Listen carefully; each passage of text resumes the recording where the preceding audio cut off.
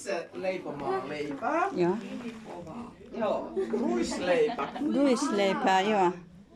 Joo, joo Ne on siellä kuivumassa tuolla katossa. Sitten kun joku ruoka on ihan kuivaa, niin se säilyy.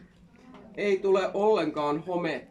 Anteeksi, ei suoman, mutta model, en malli. Tämä on malli, ei suoman. Syödäänkö niitä vai onko Mitä suoman? Niin ne on ihan oikeaa ruokaa kyllä, että ihan oikeaa leipää. Niitä mutta voi syödä, joo. Joo, kyllä niitä voisi syödä ihan hyvin. Se on tosi kuva.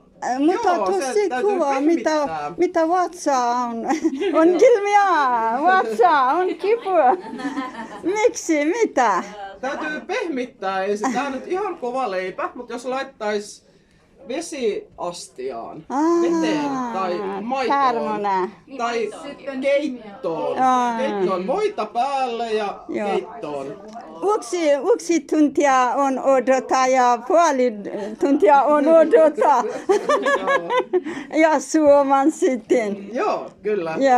Ja tämä oli tätä suomalaiset ennen vanhaa just söi, että yksi työikäinen mies saattoi yhden leivän syödä päivässä. Also tarna mukaan mashallah. Eli ruisjauhoa, mutta ihan ennen kaikkea tarvitaan juurta, leivän juuri, ruisjuuri. Tiedättekö juurileivonnan